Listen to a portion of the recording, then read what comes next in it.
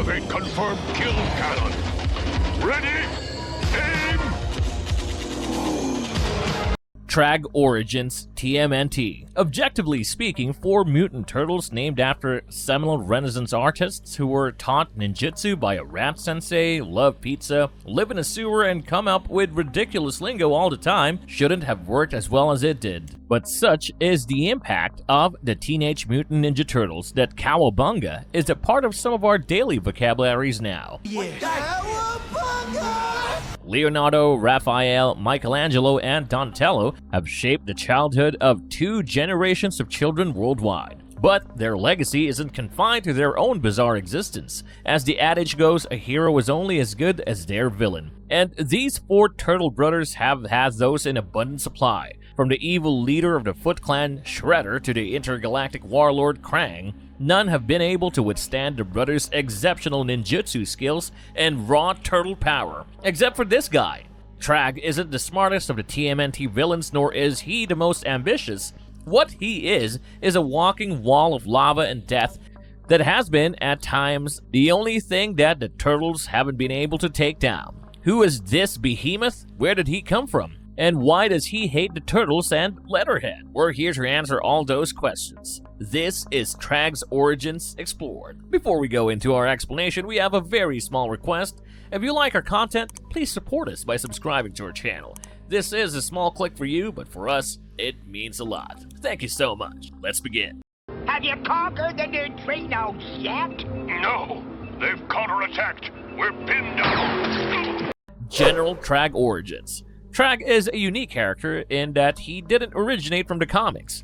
General Traag was made purely for the 1987 animated series Teenage Mutant Ninja Turtles, but ended up resonating with fans so much that he was incorporated into future turtle lore. There are 3 distinct versions of this character across the various media in which he is portrayed, and we're going to start right at the beginning. Are you boulder brain?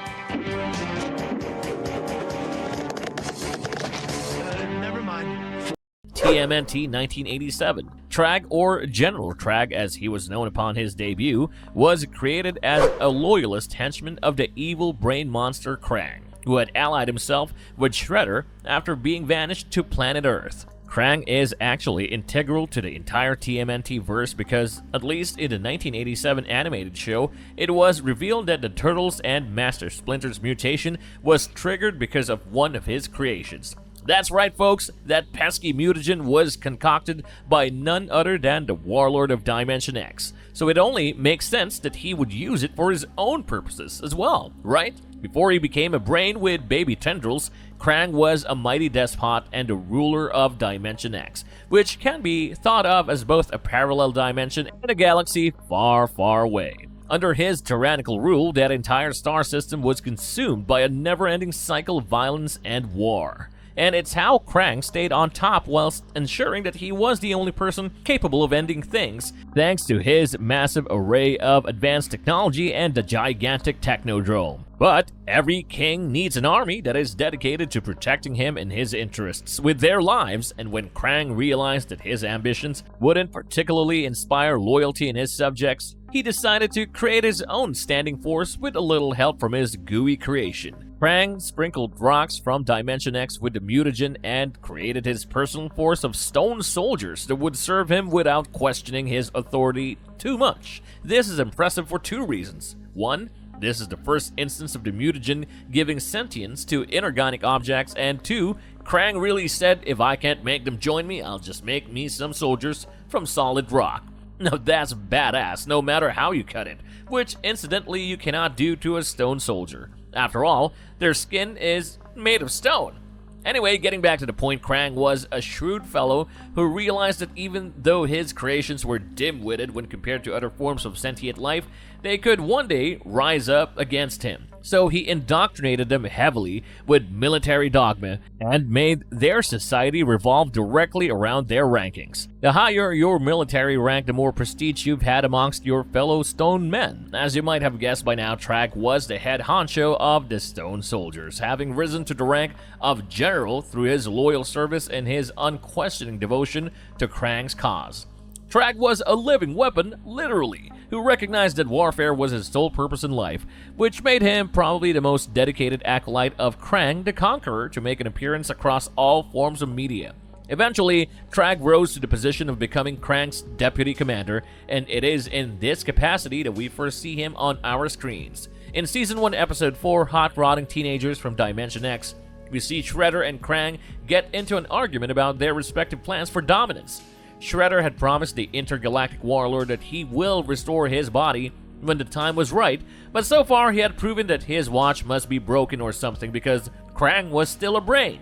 The Turtles were still alive, and he was nowhere near to achieving his goal of world domination. Shredder decides to help Krang after he's done mining for more advanced tech from Dimension X, and so he opens up a portal to that place from inside the Technodrome. To his horror, 2 hovering cars pop out from the other side and start creating all sorts of ruckus. Behind them are 2 hulking figures made all of stone, wielding laser guns and screaming obscenities at the teenagers who had just trespassed into another galaxy.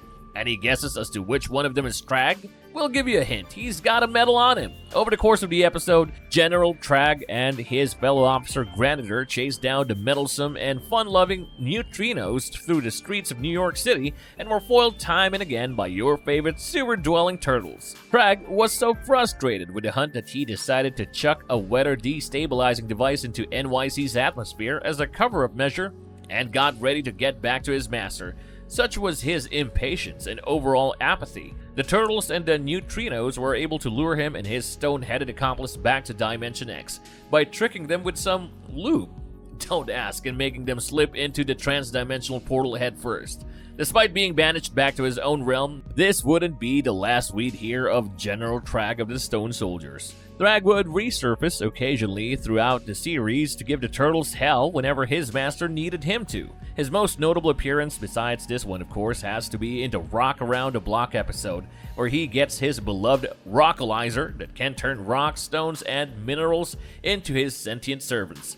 Unfortunately, General Traag is never successful in fulfilling his ultimate mission of helping Krang retake Dimension X, as by the time the Technodrome becomes practically useless in Season 8, Traag and company are not heard from in a long, long time. For 8 years, General Traag clashed heads with the Shaolin Turks, as I like to call them, and though he did maintain the upper hand physically, his subservient nature and tactless approach to battle would ultimately lead him fading into obscurity. The next time we'd see him in a TMNT cartoon would be, well, over a decade later, and this time, he'd emerge as an enigma.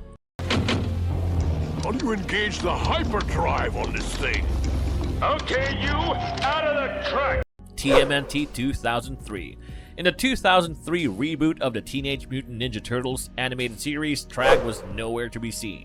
In fact, his entire faction just kind of disappeared from existence, as this iteration tried to stick to the source material down to a T.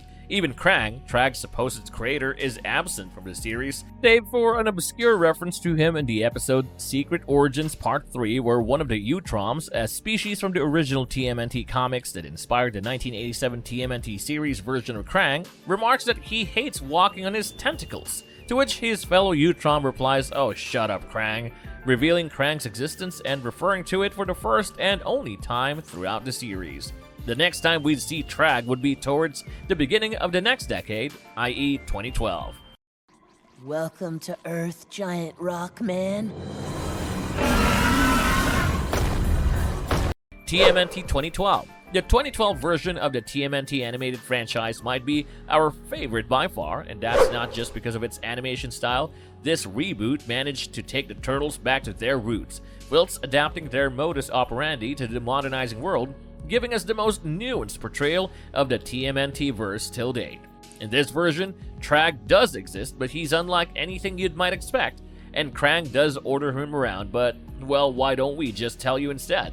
Most of the backstory of the Turtles remains the same. They are 4 ordinary turtle brothers who one day fall into a pool of ooze, aka mutagen, turn humanoid, learn ninjutsu, and develop an intense love for eating pizza, and saying things like Kawabunga and Booyakasha.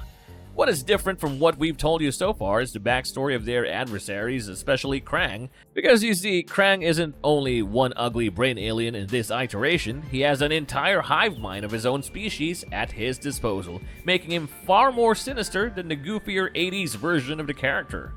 Krang is instead called Krang Prime, the alpha mind of the hive that controls all others and directs their goal towards world domination. The Krang attempt to take over Dimension X with their superior technology, but when that fails, they turn their eyes towards planet Earth. Using the Techno-Cosmic Research Institute as a cover, they infiltrate New York City and work on creating a trans-dimensional portal that would allow them to invade Earth directly from its epicenter. Thanks to their greed and malice, that mutants like the Turtles and Master Splinter existed in the first place. But we're getting too far ahead of ourselves. Let's talk about Traag and how he is different from his previous incarnations. So far, Traag has been portrayed as a loyal stone soldier who is the right-hand man of Krang and does anything his master asks of him. In the 2012 TMNT series, Traag is a cosmic force of destruction, and this is not just us saying it.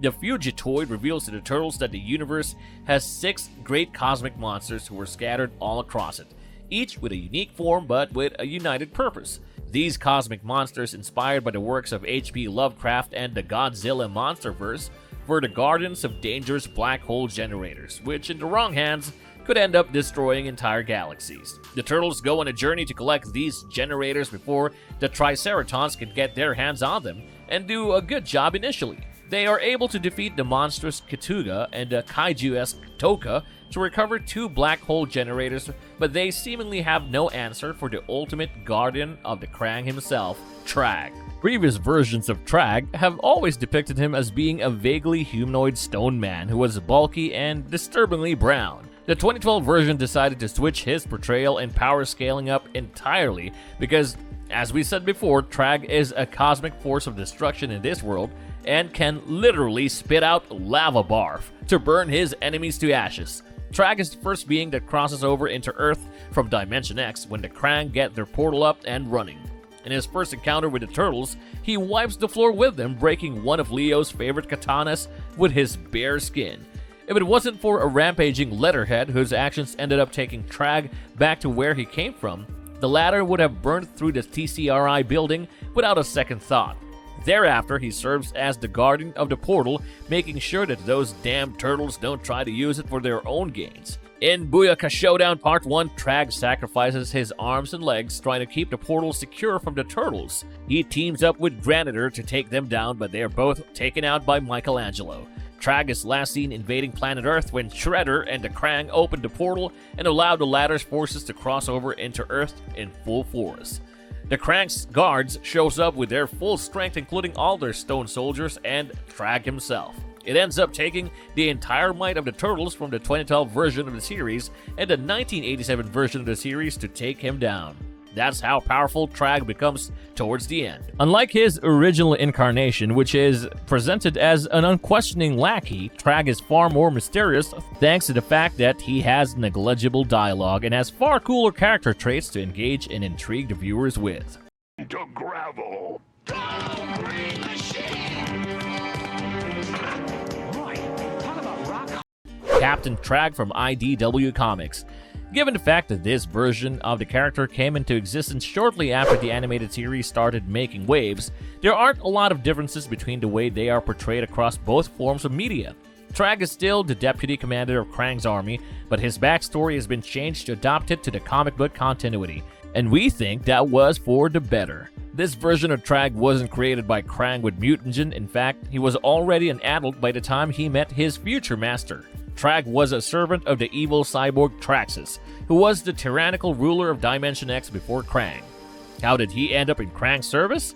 Let's just say there was a trial by combat type sitch and Traag ended up as Krang's spoil of war. When he killed Traxxas in single combat, Krang gained Traag and Granitor's undying loyalty, and that's about the only difference in his characterization.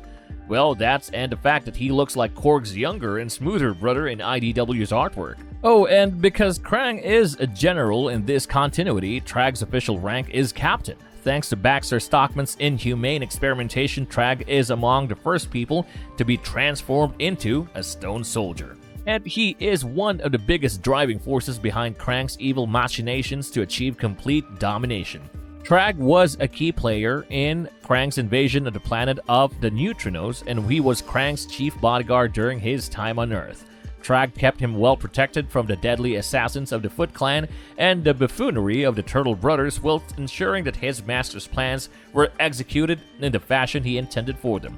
Another great example of Traag's undying loyalty to Krang and his sheer durability is the fact that he was one of the few people who was able to survive the terraforming effects of the Technodrome that turned Burno Island into a mini Dimension X in essence. Yet again, it was Letterhead who ended up taking Traag out of action, and isn't that a beautiful full circle moment for all parties involved?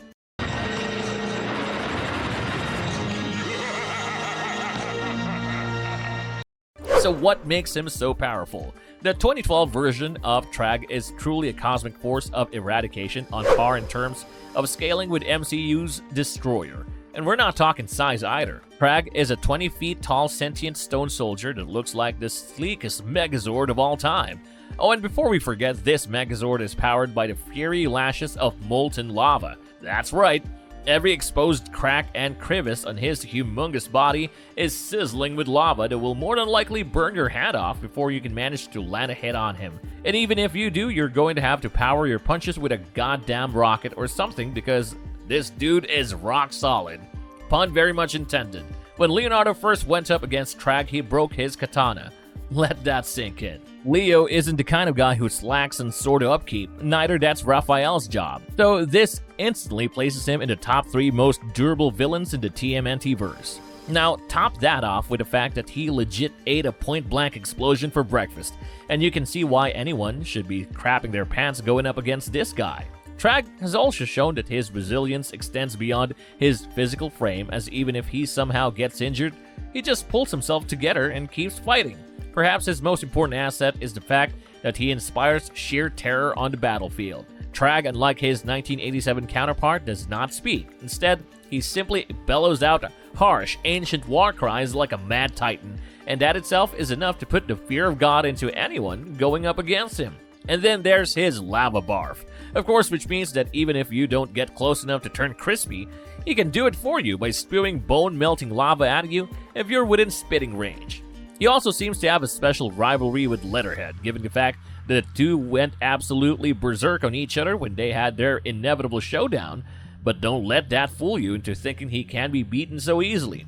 Heck, it took all of Donatello's wits and genius to come up with something powerful enough to damage him, and even that wasn't executed in a clean fashion. All this to say, in a straight-up fight, Traag could trample anyone to death with ease, as befits his status as one of the 6 cosmic monsters. He is massive, insanely durable, extremely powerful, and all-obedient, which makes him the best weapon for his side, and the worst nightmare for his enemies. Stop those turtles! Snap it up, Donatello! Marvel's verdict. Traag is one of the more obscure TMNT villains for sure. He's nowhere on the level of Shredder or even his overlord Krang in terms of relevancy and overall popularity, but he is one of the more underrated villains to go up against the Shaolin Turtle Brothers, and that is all down to his unique physiology. He is an example of the perfect, unassuming second-in-command. He doesn't ask too many questions. He ensures that he follows orders, and he always comes through for his boy Krang, no matter where his intellectual prowess sits in the writer's mind of the day. They're writing the story. In a day and age where we are too used to seeing backstabbing second-in-commands and plots within plots ruining the overarching storytelling, Traag is a reminder of the simple yet effective formula: make a character that is so stoic and OP that he doesn't need to be shady to connect with an audience, and that's exactly what Traag does. Whether it is a comic relief of cosmic destruction, Traag always connects with the audience, and that's what makes him one of the best and most effective TMNT villains of all time. And if you liked our content, don't forget to leave a like and subscribe to us if you haven't already. Have a good one and be safe. Thanks, everyone.